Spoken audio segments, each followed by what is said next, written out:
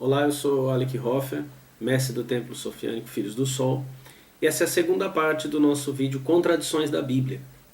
Se você viu o nosso primeiro vídeo ou não viu ainda, dá uma olhada aí, eles vão estar próximos, mesmo canal Shintoísmo Cristão. Quer falar comigo? Refutar, elogiar, me xingar? Escreva para novoeon52@gmail.com. novoeon52@gmail.com.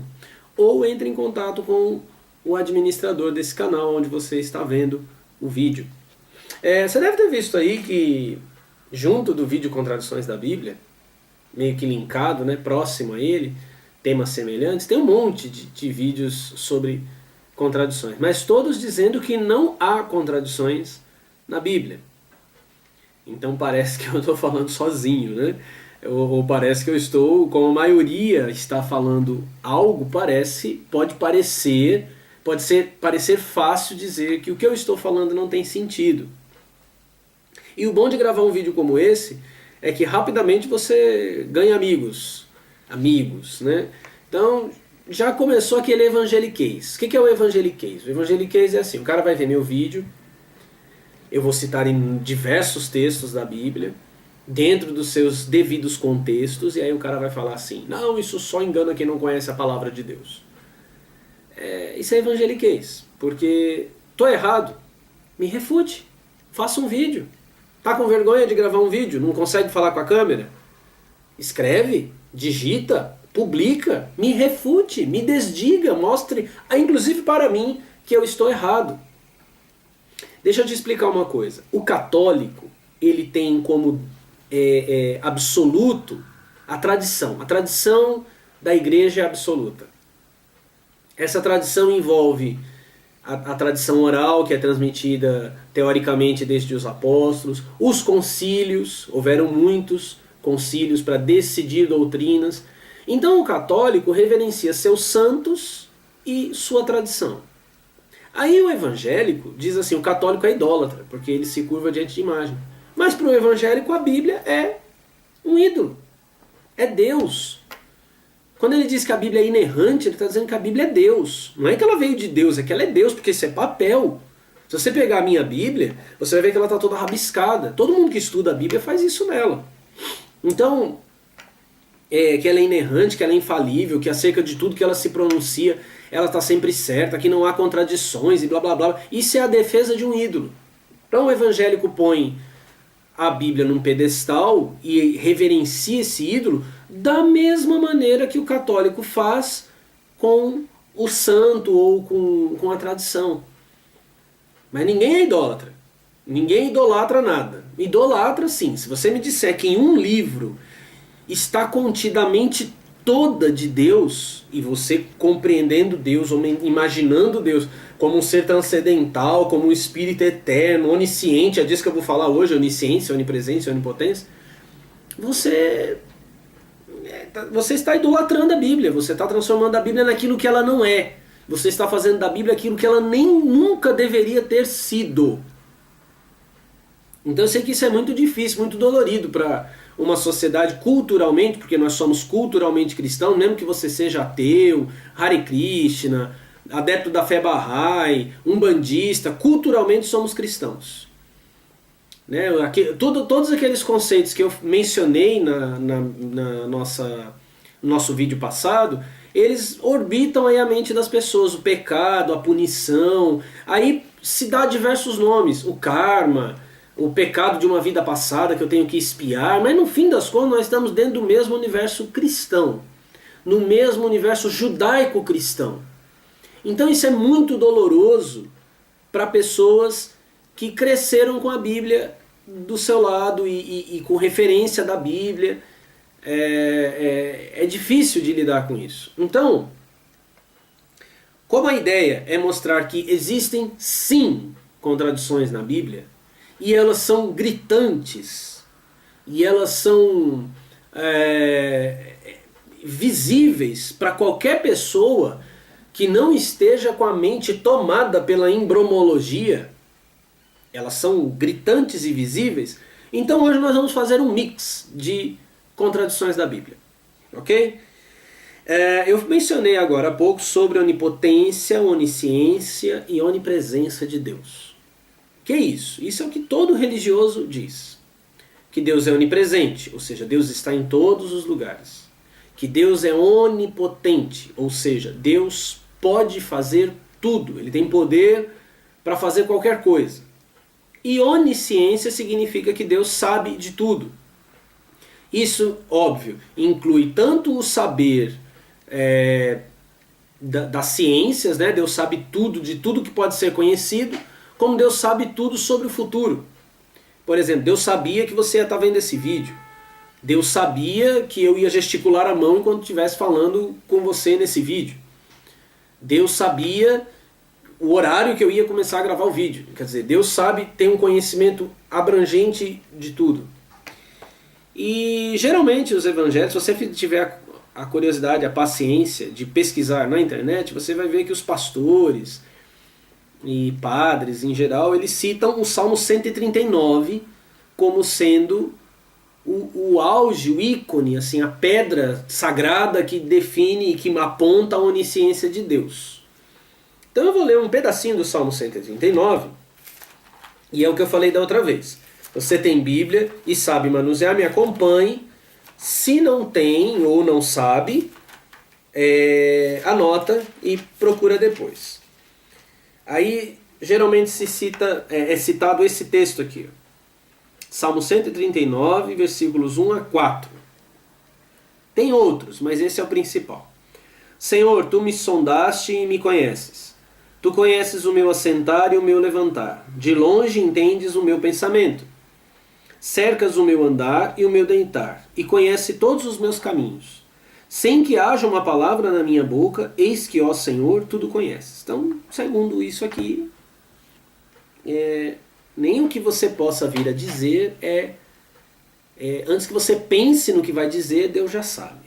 Isso é o que está escrito aqui no Salmo 139. E até uma musiquinha famosa da Aline Barros, né, que canta esse Salmo 139. Isso, na verdade, deveria ser assustador, né? Porque você tem o Big Brother, não o Big Brother da Globo, você tem o Big Brother do livro 1984, você tem um olhão gigante vendo tudo que você faz. A onipresença e a onisciência, se elas fossem verdadeiras, elas deveriam ser um escândalo. Deus está te vendo, não só está te vendo quando você está na privada. Ele está na privada. É onipresença. Correto? Deus não está só vendo quando você está no motel com uma mulher que não é sua esposa. Ele está lá. Na roupa, na cama. Deus está dentro da geladeira quando você abre e ela está fedendo porque tem uma comida estragada. E essa loucura, essa ideia que não leva a nada, porque não leva a nada? Porque onisciência, onipotência e onipresença. Deus pode tudo, mas não impede que uma criança seja estuprada. Deus pode tudo, mas não impede que uma pessoa seja assassinada por causa de um celular. Deus pode tudo, mas não impediu a Segunda Guerra Mundial, nem a Primeira. Deus pode tudo, mas não impediu, e vê tudo, e está em todo lugar, mas não impediu o tsunami no Japão, o tsunami em 2004 na Tailândia, não impediu a bomba de Hiroshima. Então essa onipotência de Deus é para quê? Essa onisciência de Deus é para quê? Isso deveria ser algo que deveria nos preocupar, porque Deus, tendo todo o poder, escolhe nos deixar sofrer, nos deixar aqui. Aí os embriomólogos vão criar muitas teorias e ideias para justificar o porquê que Deus nos deixa padecer, podendo nos livrar do padecimento. Por que você, ou alguém que você conhece, vivenciou a mais terrível das solidões, do abandono, às vezes o abandono de uma esposa, às vezes a perda mesmo de um marido, do pai, da mãe, e Deus não apareceu para fazer nada pela pessoa. Então, aí fica estranho, aí fica difícil. E aí quando pessoas não acreditam em Deus, é difícil. Porque pensa, Uma pessoa que orou e pediu ao Deus Todo-Poderoso e Onisciente que seu pai fosse curado, sua mãe fosse curada, seu avô fosse curado de um câncer ou de alguma doença, de outra doença, e a pessoa se foi e Deus não veio nem explicar por quê. Por que que isso aconteceu? Então, isso é uma armadilha. Onisciência, onipresença, onipotência é uma armadilha. E pior, é uma mentira. É uma mentira. Então, antes de explicar o Salmo 139, antes de mostrar por que ele não é verdadeiro e aonde ele contradiz outros textos da Bíblia, eu vou começar mostrando para os que dizem que não há contradições na Bíblia, um texto que chega a ser engraçado. 1 Samuel, primeiro livro de Samuel, primeiro livro de Samuel, capítulo 15, versículos 10 e 11. Então veio a palavra do Senhor a Samuel dizendo: arrependo-me, o Senhor está falando para Samuel, arrependo-me de haver posto a Saul como rei, porque deixou de me seguir e não executou as minhas palavras. Quem que disse? Não foi o Senhor aqui é Deus. Deus está dizendo para Samuel que ele escolheu um homem rei para ser rei, Saul. Aí ele diz: eu me arrependo de haver posto Saul como rei, porque deixou de me seguir e não executou minhas palavras. E a onisciência. Quem é onisciente não arrepende. Porque quando ele escolheu Saul, ele sabia que Saul ia deixar de seguir as ordens dele. Ele está aqui reclamando para Samuel. Poxa, Saul deixou de me seguir. Se eu pudesse voltar no tempo, eu não escolhia Saul para ser rei. É um absurdo. Aí, os que dizem que não tem contradição, olha só, no mesmo capítulo, 1 Samuel capítulo 15, no mesmo capítulo, no versículo 29, diz assim: e também aquele que é a força de Israel não mente, nem se arrepende, porquanto não é um homem para que se arrependa. Como? Ele acabou de dizer para Samuel que está arrependido. E Samuel está dizendo que ele não se arrepende. Isso também está escrito lá em Números 31. O Senhor não é homem para que minta, nem filho do homem para que se arrependa. Como não? Como não? Gênesis capítulo 6. O dilúvio. Quer dizer, o anúncio de que virá o dilúvio, né? Olha só o que a gente vê aqui em Gênesis 6. 6, versículos 5 e 6. E viu o Senhor que a maldade do homem se multiplicara sobre a terra, e que toda a imaginação dos pensamentos de seu coração era só má continuamente. Então arrependeu-se o Senhor de haver feito o homem sobre a terra e pesou-lhe em seu coração. Olha, Deus ficou angustiado. Por que eu fiz o homem na terra? E se arrependeu. E esse arrependimento é tão arrependimento mesmo, porque os embromólogos vão tentar dizer que esse arrependimento não é arrependimento. Eu não sei o que é arrependimento para eles, ou para você que está me ouvindo. Mas é tanto arrependimento que isso desencadeará o dilúvio, a destruição da humanidade, porque ele se arrependeu de haver feito o homem sobre a terra. Ele falou: putz, que cagada que eu fiz, mano, olha o que eles estão fazendo. Arrependimento. Mas o onisciente não se arrepende. Você pode se arrepender de estar me ouvindo agora, de estar assistindo o vídeo, porque você não sabia do que eu ia falar. Você viu contradições na Bíblia, você ficou curioso, então você não é onisciente. Mas segundo a embromologia, Deus é onisciente. Segundo o Salmo 139, ele sabe até o que eu vou dizer antes que eu diga. Como é possível que ele se arrependa? Como é que é possível que ele não sabia que Saul ia desobedecê-lo? Como é que ele sabia que o homem que ele havia feito sobre a terra não iria? Como é que ele não sabia que esse homem não seria fiel, que o pensamento dele seria mau? Como é que ele não sabia? Aqui no livro do Gênesis tem mais um exemplo bizarro. Tanto da não onisciência como da não onipresença. Porque onipresença quer dizer que ele está em todo lugar, né? Que ele está em toda parte. Só que aqui em Gênesis capítulo 11, construção da Torre de Babel. Todo mundo já viu essa história, né? Então o povo está construindo a torre. Capítulo 11, versículo 5. Aí diz assim: então desceu do céu o Senhor para ver a cidade e a torre que os filhos dos homens edificavam. Desceu. Não é onipresente. Porque se eu estou aqui e estou aí na sua casa, eu não preciso ir aí. Né? Eu estou aqui no meu apartamento. Se eu estou aqui, eu estou lá na recepção também. Onipresente é isso. Estou lá do lado do porteiro. Mas eu não sou onipresente. Você não é onipresente. Você não está me vendo e está trabalhando ou está no ônibus conversando com o motorista ou fazendo o seu trabalho. Você está parado aí me vendo. Ou me ouvindo, talvez. Ele desceu. Desceu para ver. Não é onisciente. Ele lá no trono dele, sabe-se lá onde for, né? O tal trono de Deus, ele não está vendo tudo. Ele desceu para ver a cidade. Ele desceu para então saber o que os homens faziam. Aí depois em Gênesis capítulo 22, o famoso sacrifício de Abraão. Deus manda Abraão, testa Abraão, né?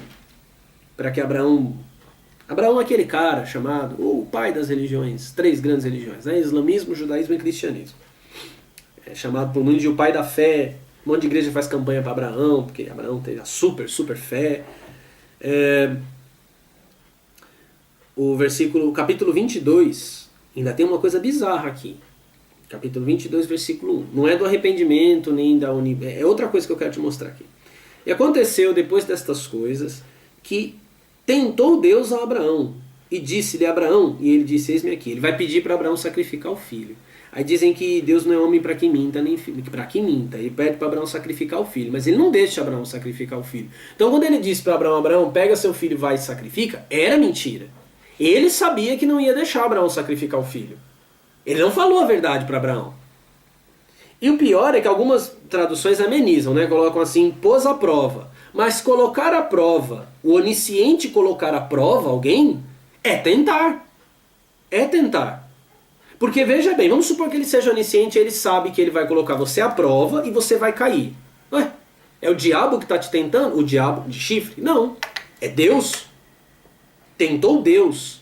Deus pôs Abraão à prova. Agora não, ele não é onisciente, ele não sabe se você vai vencer ou não. Se você vai obedecer ou não. É tentação. Ele está te conduzindo num caminho onde você pode cair. E não estaria aí com isso, ele só quer ver se você é fiel, porque é o que ele vai falar para Abraão depois, no versículos 11 e 12. Mas o anjo do Senhor lhe bradou desde o céu e disse, Abraão, Abraão, e ele disse, eis-me aqui. Então disse, não estendas a tua mão sobre o moço e não lhe faças nada, porquanto agora sei que temes a Deus e não me negaste o teu filho, o teu único. Agora, Abraão saiu de casa, por ordem de Deus. Abraão se afastou de Ló, sobrinho dele, por ordem de Deus. Abraão mandou embora o filho que ele teve com Agar, por ordem de Deus. O que mais faltava para Deus saber que Abraão acreditava nele? Além de não ter onisciência, ele não confia em você. Ele não acredita em mim. Ele não confia no ser humano. Ah, tá certo, eu também não confio no ser humano, mas você não é, ou não diz que é, onisciente. Eu e você não confiarmos, está limpo, é normal. Quer ver uma situação ridícula? Olha só, Êxodo capítulo 32.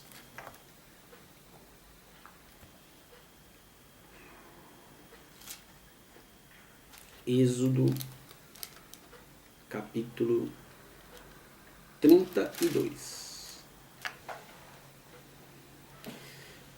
Versículo 10. O povo fez o bezerro de ouro. Você já deve ter visto em algum filme, alguma novela. Não sei se já fizeram bezerro de ouro em novela, mas você já deve ter visto, né? Moisés sobe para o monte para receber a lei. E aí o povo faz uma suruba lá com bezerro de ouro e tal. Aí Deus manda Moisés descer para ver o que está acontecendo. Aí Moisés fica sabendo, aí aqui o versículo 10 de Êxodo 32.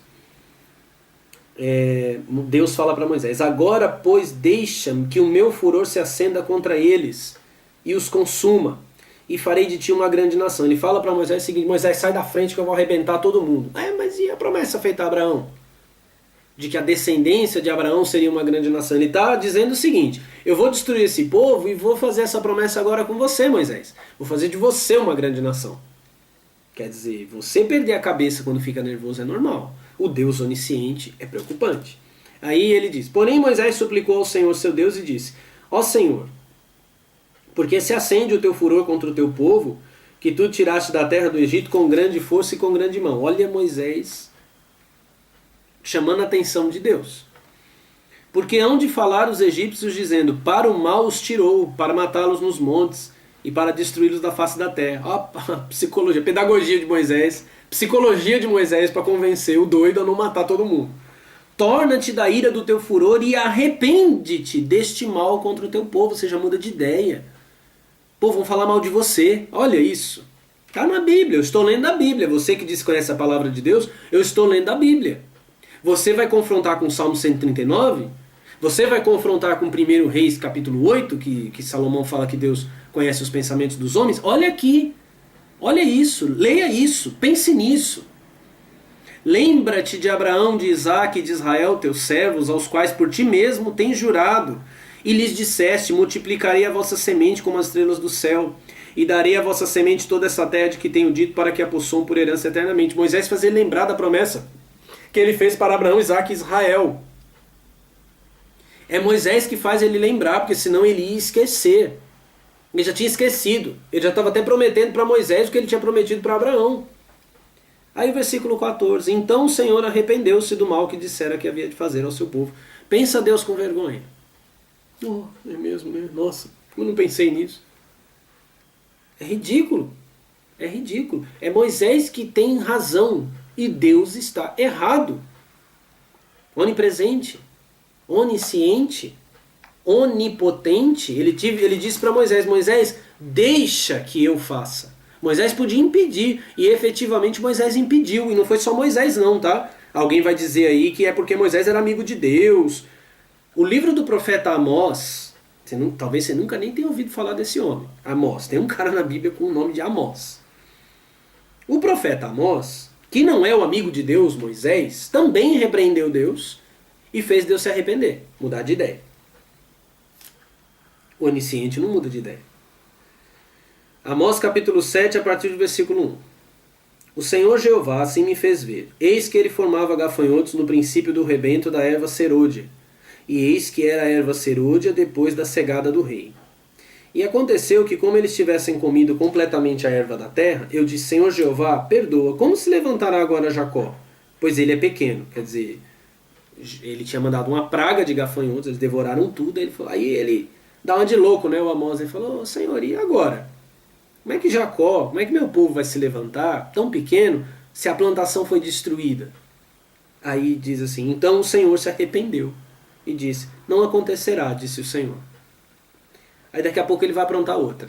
Assim me mostrou o Senhor Jeová. Eis que o Senhor Jeová clamava que queria contender por meio do fogo. Queria brigar, contender é brigar. E consumiu o grande abismo, e também queria consumir a terra. Então disse eu: Senhor Jeová, cessa agora. Como se levantará Jacó, pois ele é pequeno? E o Senhor se arrependeu disso. Nem isso acontecerá, disse o Senhor Jeová. Você está entendendo o que é que está acontecendo? Moisés o repreendeu. Abraão tentou repreendê-lo, chamando a atenção quando ele ia destruir Sodoma e Gomorra, dizendo para ele: não, mas se tiver 10 justos, se tiver 15 justos, ele argumenta com Deus. Amós, esse cara que talvez você nem soubesse que tem na Bíblia, não sabe nem achar o livro dele aí na Bíblia, ele contendeu com Deus, ele o repreendeu, ele chamou a atenção dele. Quer dizer, então a onisciência, eu disse agora há pouco que a onisciência tinha a ver inclusive com conhecer todas as coisas, não só conhecer o futuro, mas conhecer as ciências. Todo conhecimento está dentro da mente de Deus, segundo o que seria a onisciência. Ele não pensa no que ele está fazendo, ele não raciocina que se ele destruir a plantação, Jacó vai morrer, que se ele contender a terra com fogo, o povo dele vai morrer. Ele não lembrou, a onisciência dele é tão grande que parece até Alzheimer. Ele não lembrou do que ele falou para Abraão, Isaque e Jacó. Isso a gente ainda pode piorar essa história, porque o livro do Êxodo diz que os hebreus foram escravos no Egito por 400 anos. Não estou levando em conta a validade dessa história como como história, né? Historicamente. Eu estou falando do que está escrito na Bíblia. Não estou levando nada a ferro e fogo aqui. O que aconteceu, se tem a cidade, se o arqueólogo viu, isso não importa. Estou falando do que o texto diz. Que eles permaneceram 400 anos escravos no Egito. Aí, quando ele fala com Moisés, ele fala assim, me lembrei do meu povo. Já pensou nisso? Você está aí orando. Você é evangélico, católico, protestante, está orando.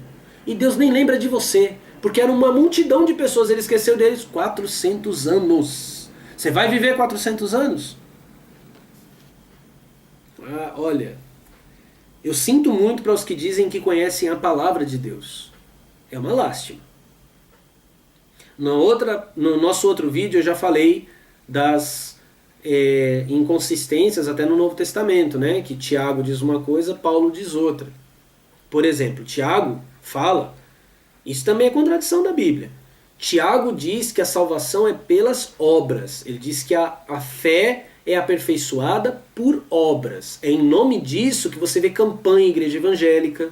É em nome disso que você ouve esses pastores dizendo que você tem que materializar a sua fé, porque Abraão foi justificado quando ofereceu o filho no altar, aí que você tem que sacrificar e tal, tal, tal. E esse texto de Tiago foi escrito bem depois da epístola de Paulo aos Romanos. E na epístola de Paulo aos Romanos, no capítulo 4, Paulo diz o quê? Que o homem é justificado sem obras. Sem obras. Ou seja, ele ainda diz assim, que se você recebe galardão pelo que você fez, não é por graça, é por dívida. Ou seja, o que Tiago diz lá atrás é que Deus dá aos homens porque deve a eles. O que Paulo diz é que Deus deu a salvação aos homens de graça, sem que eles fizessem nada, sem que eles merecessem nada. Isso é uma contradição, ou não é? É óbvio que é uma contradição. E aí os imbromólogos tentam conciliar Tiago e Paulo, sendo que não há conciliação. Na epístola de Paulo aos Gálatas, Paulo conta que Pedro começou a dissimular, ele estava se comportando como gentio, quer dizer, estava comendo a comida que os gentios comem, fazendo tudo que os gentios fazem. Aí diz que chegaram pessoas da parte de Tiago. Tiago é o cara da lei. Né? Segundo alguns historiadores, se tornou líder da igreja. Aí Tiago chega, os da parte de Tiago chegam e diz que Pedro começa a dissimular. E Paulo repreende Pedro. No livro de Atos, quando Paulo chega em Jerusalém, Tiago aconselha Paulo a raspar a cabeça, se santificar conforme a lei. Porque as pessoas vão ver que ele não é inimigo da lei. Aí o tonto do Paulo, o bobão do Paulo, faz isso. Aí quando os judeus veem Paulo no templo com gentios, ele profanou o templo porque ele trouxe gentios, e vão pra cima dele. E Tiago some, não aparece mais, Paulo é preso. Não tem conciliação, eles são inimigos. Um prega o evangelho da graça, o outro prega o evangelho da lei. Paulo fala de Jesus e da ressurreição de Jesus, e Tiago, o que Tiago fala, qualquer rabino fala. Qualquer um. Então esse negócio de ungir com óleo vem de Tiago, não vem de Paulo. O negócio de confissão de pecados vem de Tiago, vem de João, não vem de Paulo. São contradições no Novo Testamento. E aqui estão, perdão, as contradições no Antigo. E são só algumas delas. Como eu fiz da outra vez, eu faço agora. O fato de Jesus ser divino significa que Jesus é a força divina que nos impulsiona a sermos divinos também. Jesus não é babá. Eu não estou falando de um Deus, de uma divindade que é uma babá, que vai privar você de todo sofrimento e que vai se antecipar aos seus pensamentos. Nós interagimos com o divino para nos tornarmos divinos também. Só que para isso acontecer, é preciso que você deixe de amar as trevas. Isso é dito no Evangelho de João, que a luz veio ao mundo, mas os homens amaram mais as trevas do que a luz. Então você quer continuar achando que Bíblia é palavra de Deus, que Deus está em todo lugar, que Deus está dentro da câmera que eu estou gravando agora, né, no papel que eu estou mexendo aqui, eu acabei de amassar Deus. Fica nessa. Fica nessa. É trevas. E você nunca vai conhecer Deus, de verdade. O Espírito de Deus que está dentro de você e de mim. Ou então, você tem coragem de renunciar à herança religiosa, ao teu berço evangélico, ao teu berço católico, as embromologias que foram postas para fazer a Bíblia ter coerência e entra de uma vez por todas não na aliança da letra. Porque se a gente ficar discutindo incoerências e contradições da Bíblia, a gente também não chega em lugar nenhum. Ou você abandona a aliança da letra e entra na aliança do Espírito, o Espírito que está dentro de você aí, o Espírito que te conduziu a este canal para ouvir o que eu estou falando, que quer que você preste atenção no que eu estou dizendo. Esse Deus, Espírito de Deus que já está aí dentro de você, que você nasceu com ele dentro de você. Você não ganhou ele num culto, você não ganhou por imposição de mãos, você não ganhou por batismo, ele está aí dentro de você. Perfeito, divino, conduzindo você para essa aliança do Espírito. Ou a gente continua discutindo firulas e vírgulas e coisas que não nos levam a nada. Você precisa escolher. Eu escolhi, eu decidi. Você vai decidir o quê? Nos vemos na próxima. Namastê.